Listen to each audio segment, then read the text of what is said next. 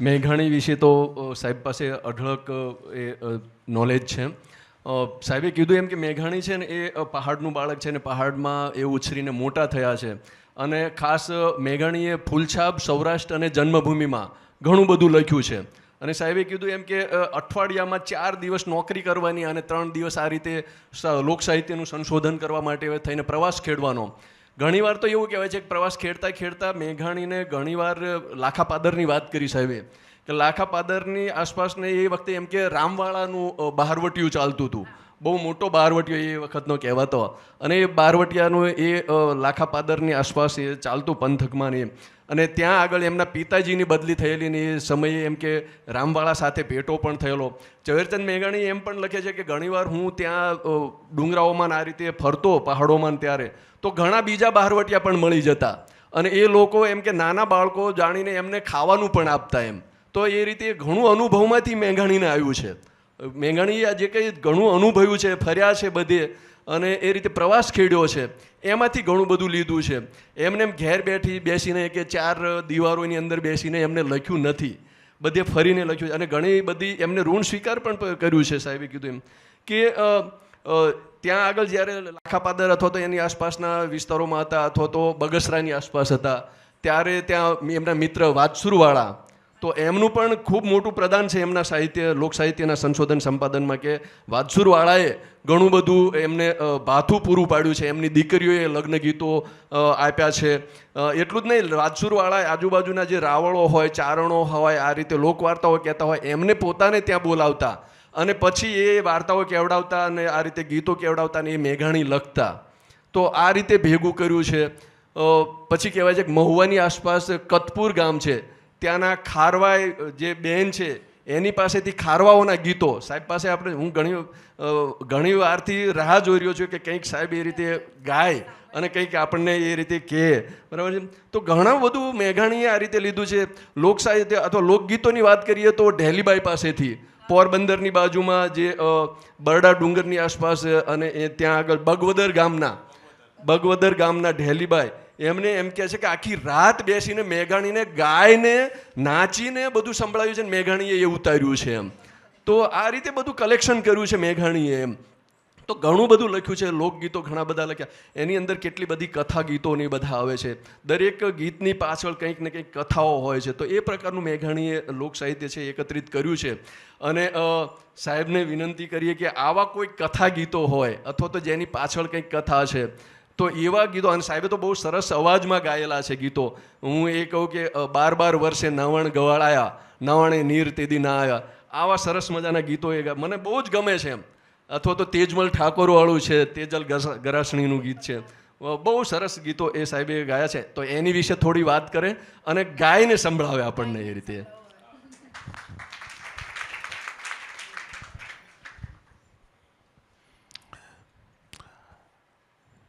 આ મેં આદિમાનવ છે ગાતા મોડો શીખ્યો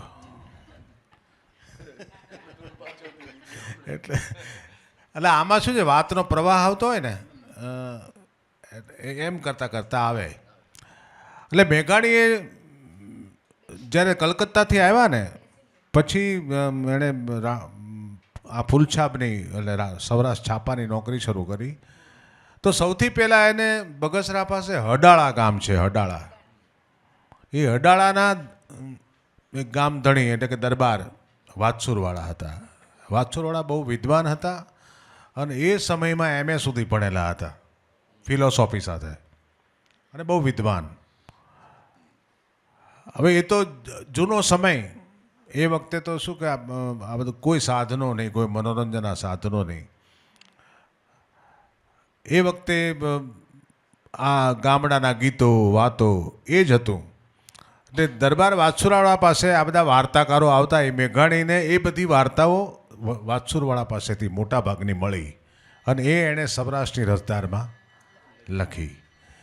અને બગવદરના ઢેલીબેનની હિસાબે વાત કરીને, એ એમને લોકગીતોની દિશામાં એ દુનિયામાં પ્રવેશ કરાવનાર એ મેરાણી, મેર કોમના બેન હતા.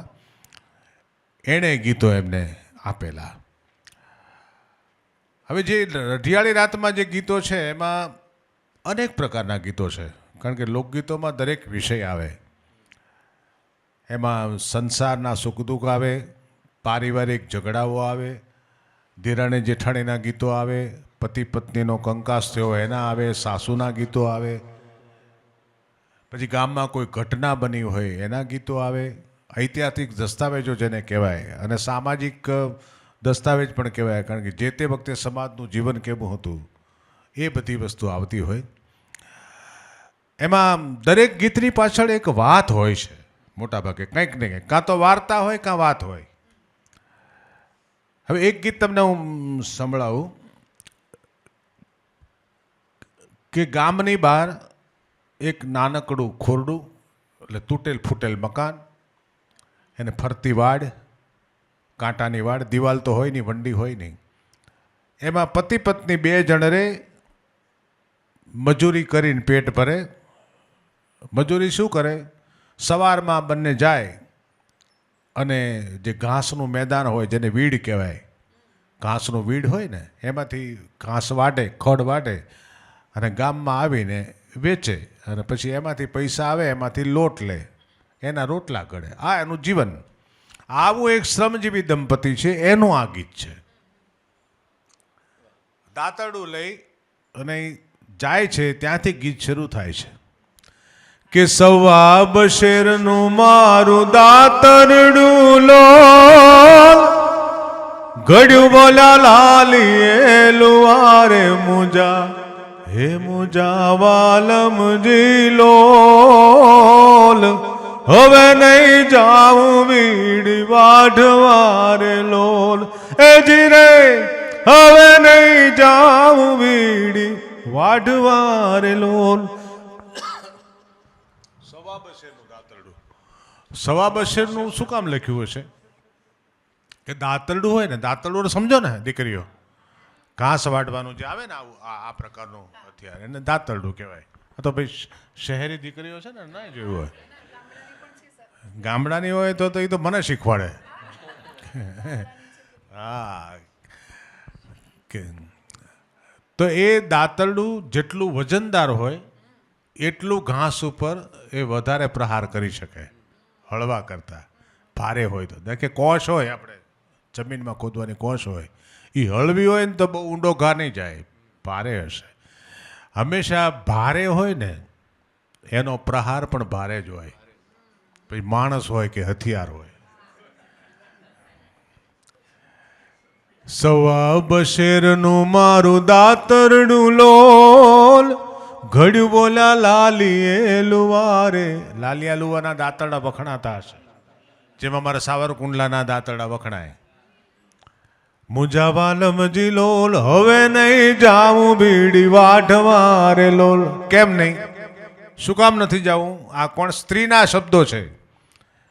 નહીં જવાનું કારણ હવે આવે છે કે મેરે પરણે વાઢ્યારે 5 પુળકાર લોલ, મેરે વાઢ્યારે 10-20 મુજા વાલમજી લોલ, હવે નહીં જાવું બીડી વાઢવારે લોલ. પરણ્યો એટલે કે પતિ એ સાથે કામ કરે છે, બે કામ કરે છે, પણ પરણે 5 જ પૂળા વાઢ્યા અને મેં 10 થી 20, 10, 15, 20 જેટલા, એટલે આના કરતાં 3 ગણું 4 ગણું કામ મેં કર્યું.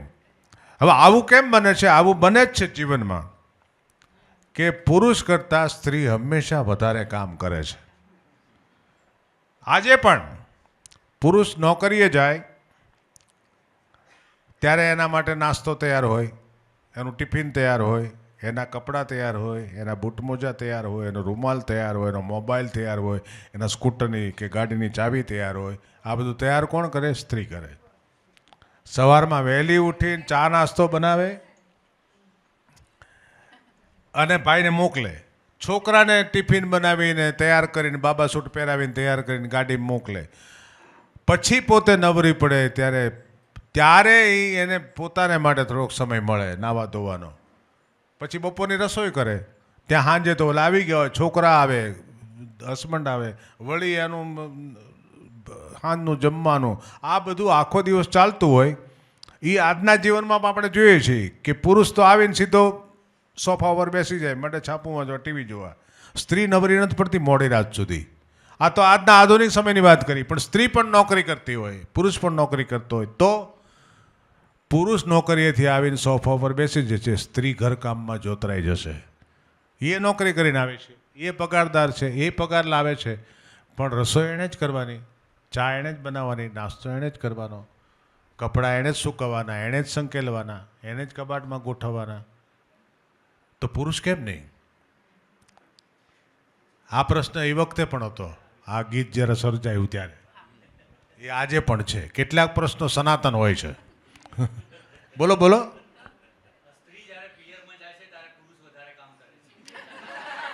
કામ કરતો નથી, કામ વધારે છે. ઓલો ઘેરે આવે ને જ્યારે સ્ત્રી પિયરથી, ત્યારે બધું ગાંડીના ઉતારા જેવું પડ્યું હોય.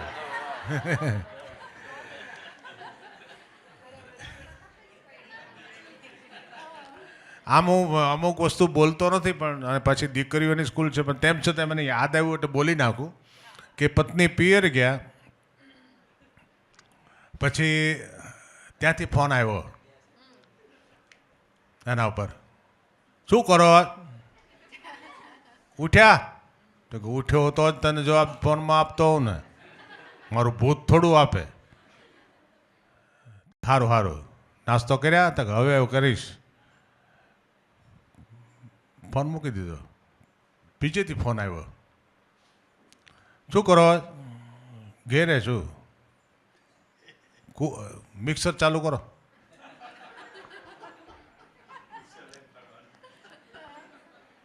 એણે મિક્સર ચાલુ કર્યું. બીજેથી ફોન આવ્યો, શું કરો? ઘેરે છું. મિક્સર ચાલુ કરો. રોજ મિક્સર ચાલુ કરાવે. 10-15 દિવસે ઘેરે આવી ત્યારે છોકરા હતા, ભાઈ નહોતા ઘરે. તો તારા પપ્પા ક્યાં ગયા? એ તો 10-15 દિવસ ગયા ભેગું મિક્સર લઈને ગયા.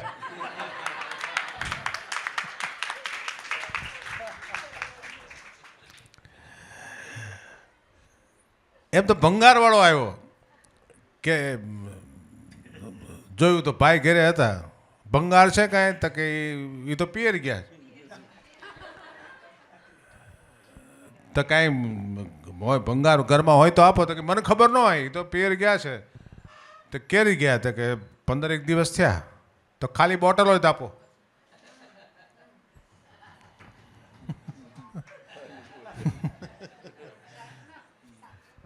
એટલે આ બધું દાંપત્ય જીવનનું છે, ખાટી મીઠી. એમાં આ જે વીડ વાટવા જાય છે, એમાં પરણે વાઢ્યા 5 પુળકા ને મેરે વાઢ્યા 10-20.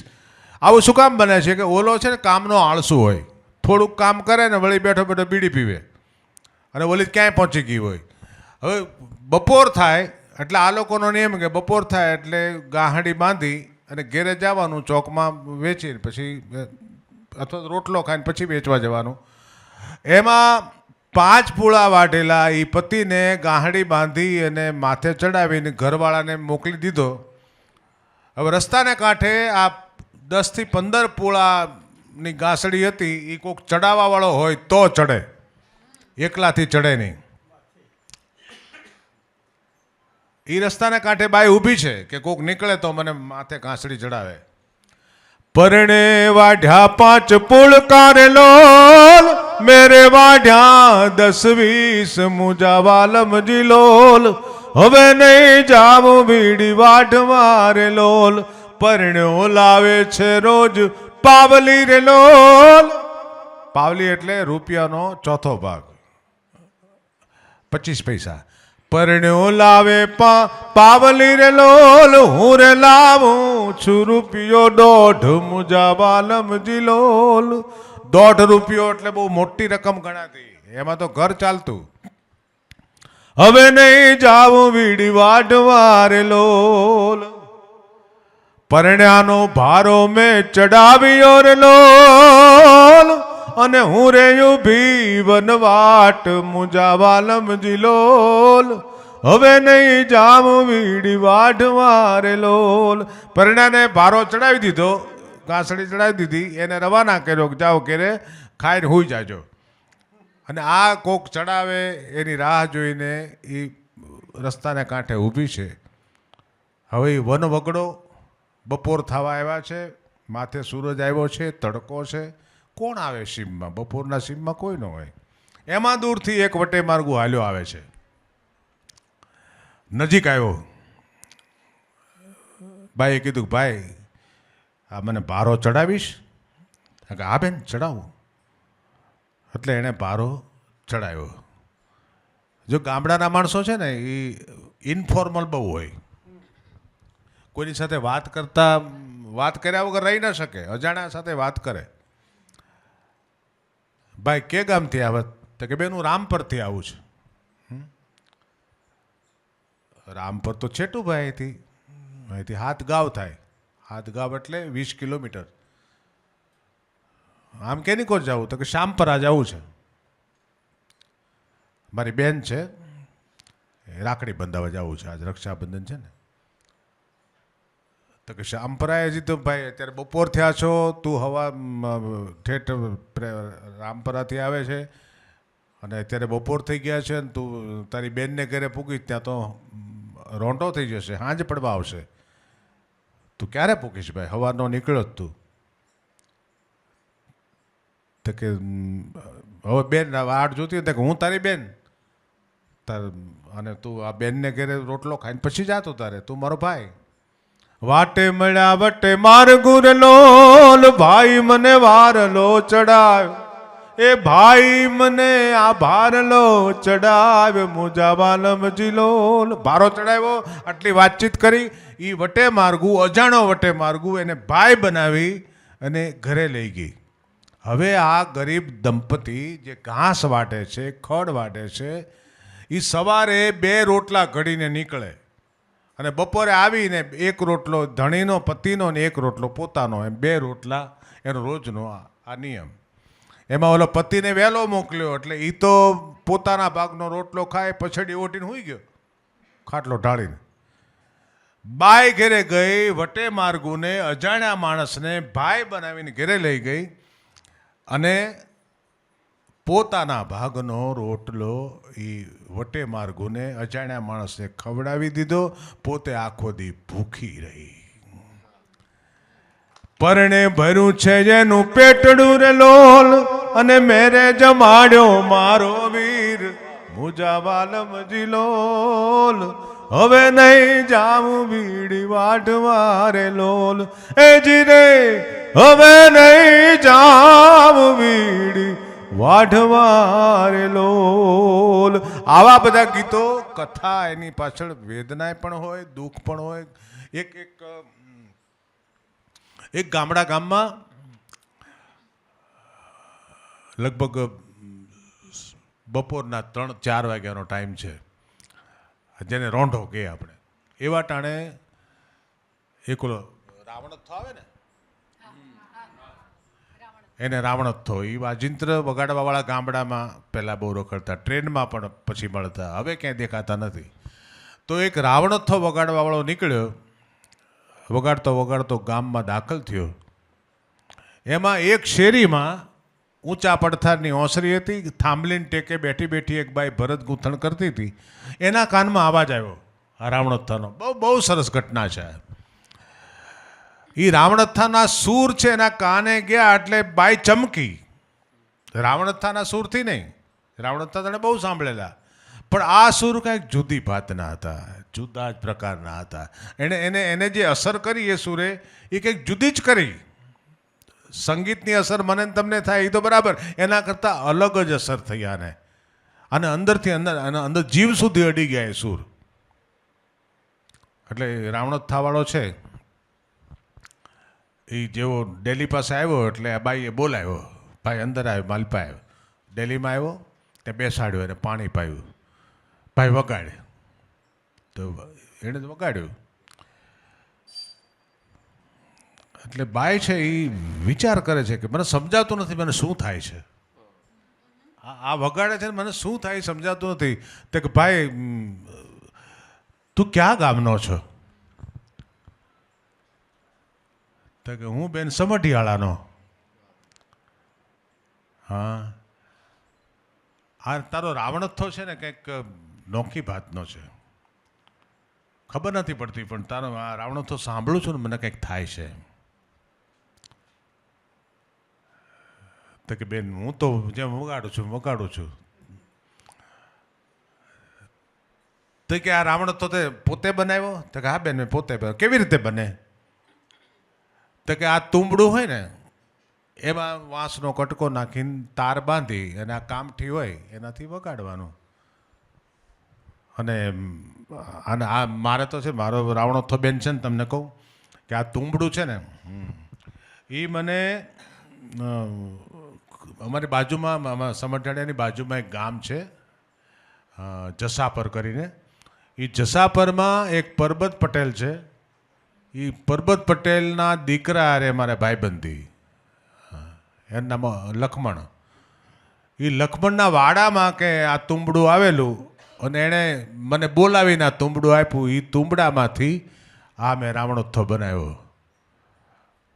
બાઈના હગા ભાઈનું નામ લખમણ. એ વાડો, એ લખમણના વાડાનો આ તુંબડું, એ લખમણ એટલે એનો ભાઈ, પરબત પટેલ એનો બાપ.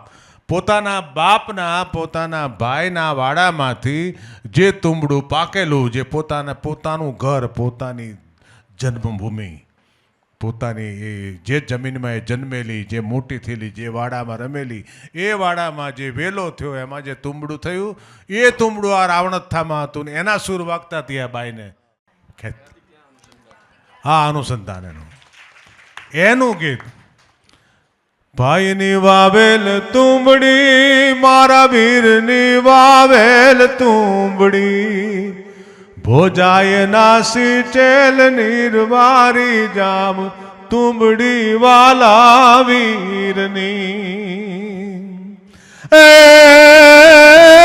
ભાઈની વાવેલ તુંબડી, મારા વીરની વાવેલ તુંબડી, ભોજાય નાસી ચેલ નિર્વારી જાઉં, તુંબડી વાલા વીરની. અને બાઈ કે આ તુંબડી મારા પિયરની છે, મારા ફળિયાની છે, એ મને ખેંચે છે.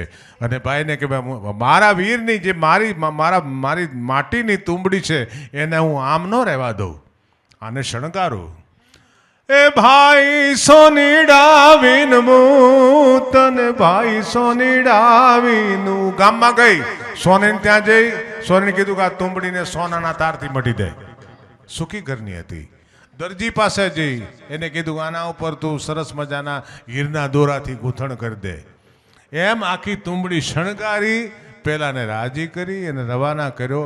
તમે વિચાર કરો કે પોતાના પિયરના ફળિયામાં જે તુંબડું આવે ને વેલાનું, એ તુંબડું છે એમ એ કંઈક વાજિંત્રમાં જોડાય અને વાગે અને એ જ અસર કરતું હોય એને લાગણી તંત્ર કહેવાય. અને લાગણી તંત્ર વગર કોઈ દિવસ માણસ છે કવિતા અને સંગીતને ઝીલી ન શકે.